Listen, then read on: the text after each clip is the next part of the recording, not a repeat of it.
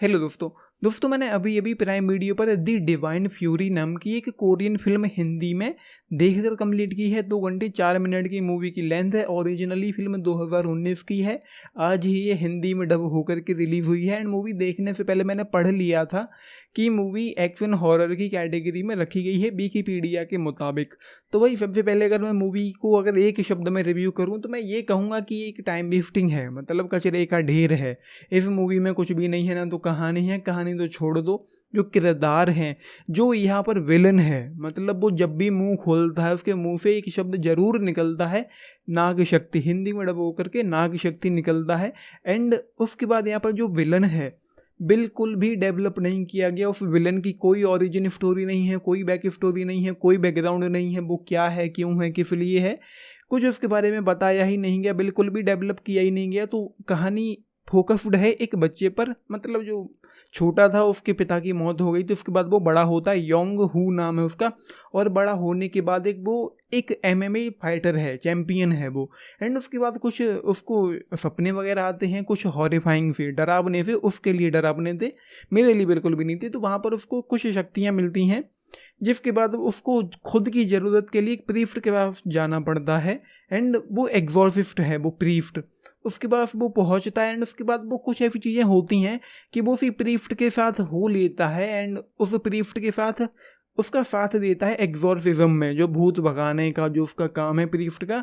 तो ये जो बॉक्सर है योंग हू, एमएमए चैंपियन है, उसके साथ हो लेता है। बस ये है मूवी की कहानी। उससे ज़्यादा मतलब यहाँ पर कहने के लिए कुछ भी नहीं है। एंड जो विलन है, जैसा कि मैंने कहा, बिल्कुल भी डेवलप नहीं किया। कि मूवी का जो फर्स्ट हाफ है वो थोड़ा सा मैं कह सकता हूँ कि ठीक ठाक था थोड़ा बहुत, क्योंकि उस किरदार को थोड़ा बहुत डेवलप करना, उसके बचपन को, उसके जवानी को, जहाँ पर वो बॉक्सर है, एमएमए है, फिर उसको सपने आना, फिर उसको प्रीस्ट की ज़रूरत पड़ती है, पहले डॉक्टर्स को दिखाना, फिर प्रीस्ट के पास पहुँचना, एंड फिर प्रीस्ट का क्या है, क्यों है, तो लगभग 1 घंटा यूं करके निकल जाता है। लेकिन मूवी का जो सेकेंड हाफ है निहायती बकवास है। एंड यहाँ पर चीज़ें कुछ यूँ होती हैं कि अगर आप इंगेज्ड हो गए किसी भी सीरीज में भी, अगर आप इंगेज्ड हो गए तो 13 घंटे की सीरीज हो, 12 घंटे की हो, आप बिंज वॉच कर लेंगे। लेकिन अगर आप इंगेज ही ना हो पाए तो 2 घंटे की फिल्म भी आपके दिमाग का दही कर सकती है।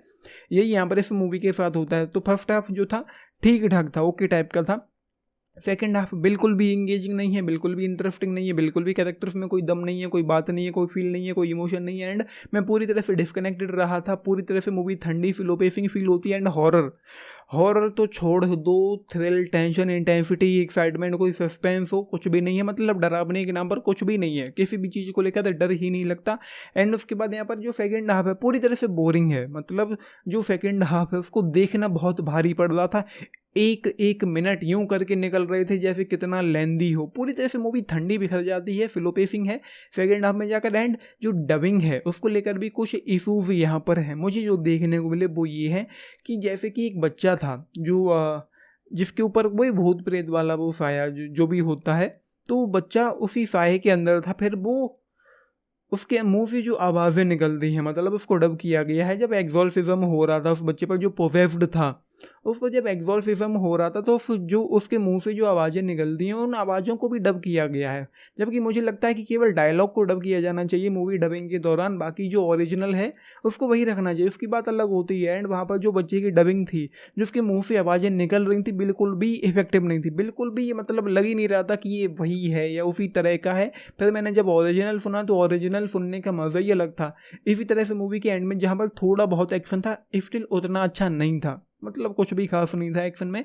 तो एक्शन में जब पंचेस पड़ रहे होते हैं, जो पंचेस मार रहे होते हैं, तो मारते वक्त, मुँह से मुक्के मारते वक्त जो किरदार होते हैं उनके मुँह से आवाज़ें निकलती हैं, तो वो भी बिल्कुल भी अच्छा नहीं था। एंड सबसे घटिया एग्जाम्पल इसका ये हो सकता है कि आप जॉन विक मूवी का हिंदी डब देखो, जहाँ पर जो एक्शन सीक्वेंसेस हैं फिजूल में ही, मतलब मुंह से आवाज़ निकालना, घूसे मुक्के पड़ते वक्त, बहुत ज़्यादा घटिया एक्सपीरियंस होता है इन सब चीज़ों का।